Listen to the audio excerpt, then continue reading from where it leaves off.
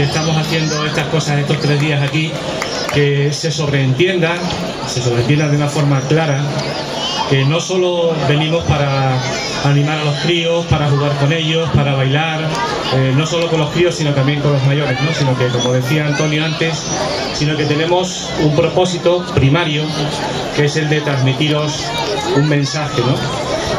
Quizá más bien ese mensaje podría estar basado en crear en vosotros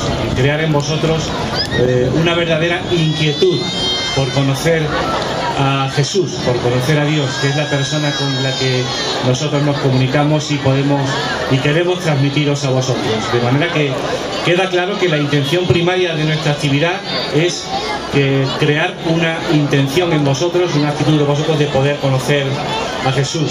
Y yo quería hacerlo esta noche mediante una pequeña historia que os quiero contar, una historia que fue real, fue verdad, ocurrió no hace mucho tiempo.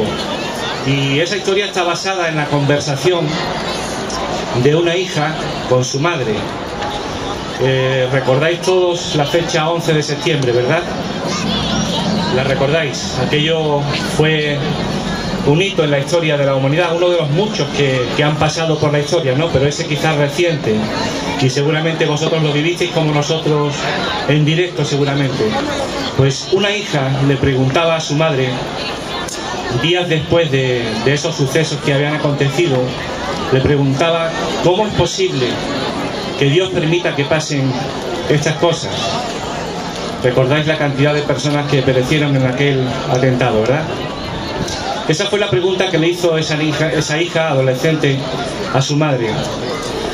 La madre tuvo que quedarse un poco de tiempo pensativa, porque la pregunta era francamente dura, francamente difícil, ¿no?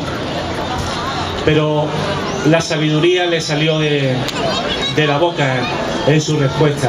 Y esta madre le contestó así a su hija: mira, es cierto, hay que ver lo que ha ocurrido, pero llevamos tantísimo tiempo diciéndole a Dios que salga de nuestras vidas, que salga de nuestro entorno, diciéndole a Dios que no queremos saber nada de Él, que entiendo la postura. Él estará tan enojado, estará tan triste como podemos estarlo tú y yo, pero está aparcado en un lado porque desde siempre le hemos estado echando a un lado, sacando de nuestro ámbito, de nuestro ambiente, de nuestras vidas, de todo lo que se pueda relacionar con nosotros. Esa fue la respuesta de esa madre a esa hija. Pero ella no quiso quedarse ahí, sino que quiso ahondar un poco más. Ella quiso ahondar un poco más. Y le siguió diciendo: mira, en una ocasión quizás pudiera haber empezado así la cosa. Una profesora de escuela decidió en un momento determinado que no se debía de orar, de rezar, como le queramos llamar, en las escuelas. Y resulta que dijimos que estaba bien. Está bien. Años más tarde esa profesora, repito, esto es un caso real, luego os voy a decir dónde podéis buscarlo en internet. Años después esta profesora fue asesinada por un alumno suyo. Más tarde llegó un señor con título, un doctor, más adelante, que de nuevo también pensó que no había por qué abrir la Biblia en clase, enseñar la Biblia o la palabra de Dios o las cosas de las que habla la Biblia. Al fin y al cabo la Biblia dice: no matarás, no robarás, no asesinarás. Todas esas cosas. Este buen señor entendía que no había por qué enseñarle eso a los niños. Y volvimos a decir a la sociedad que eso estaba bien. Y así sucesivamente, una vez y otra vez, fueron sucediendo cosas en nuestra sociedad que han ido marcando el rumbo que hemos tomado el resto de las personas. Una vez también una señora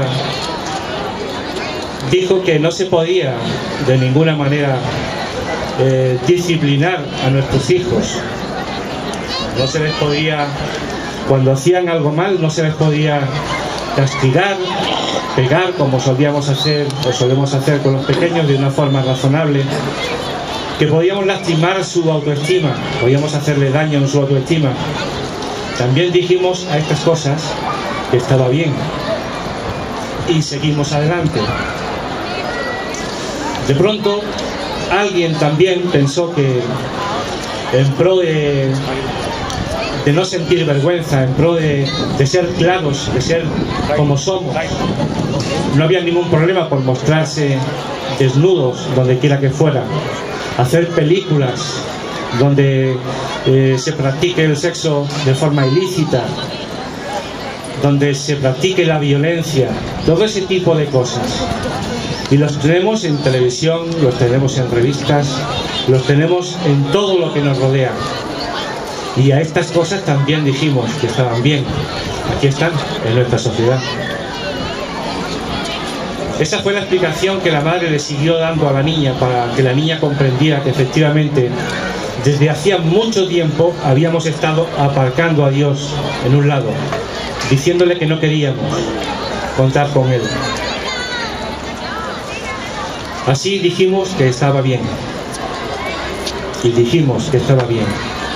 Ese es el título del PowerPoint que os invito, si queréis apuntarlo, si no es difícil de recordar, que os invito a que busquéis en internet, en Google, y dijimos que estaba bien. Ahí lo podéis ver. Mejor expresado que yo, que tengo la boca seca y estoy un poco nervioso porque no estoy acostumbrado a hablar en público, desde luego. Pero es cierto, esta mujer tenía toda la razón. Desde hace mucho tiempo estamos apartando a Dios de nuestras vidas y a todo lo que tiene que ver con Él, incluida también, por supuesto, la palabra de Dios, la que, como dije antes, habla acerca de amarse los unos a los otros, no matar, no mentir, ese tipo de cosas. Es curioso que creamos de una forma ciega, por decirlo de alguna forma, al periódico, al libro de historia, la televisión, internet, lo creamos todo sin ningún problema, a ciegas. Sin embargo, la palabra de Dios, cuando viene a acercarse a nosotros, automáticamente es rechazada, es apartada a un lado. Es curioso, ¿verdad? Pues llevamos años y años haciendo esto en nuestra sociedad. Y yo quisiera solamente, ya para terminar, decirte dos cosas referente a esto. Uno, que tenemos necesidad de que Dios, con su palabra, con sus normas, con sus cosas, se acerque a nosotros, nosotros nos acerquemos a Él, para que pueda influir en nuestras vidas y dejen de caer en decadencia, en pecado, como van actualmente en nuestra sociedad. Y dos, la mayoría de los que estamos aquí ya le conocemos, ya conocemos su palabra, ya intentamos, en la medida de lo posible, como humanos que somos, de llevarla adelante y de llevarla a cabo.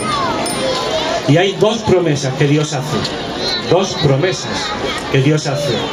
y deberías creerlas, igual que hacemos, como he dicho antes, con el internet, con el libro, con todas las cosas que nos ofrecen en televisión. Deberías creerlas porque son ciertas. Él las dijo. Una, si buscas a Dios y tienes a Dios en tu vida, no va a significar que van a desaparecer tus problemas así como por arte de magia, no. Pero tu perspectiva de la vida, tu forma de ver y de entender la vida, tu forma de llevar los baches que tiene la vida para todos, va a ser diferente, te lo garantizamos.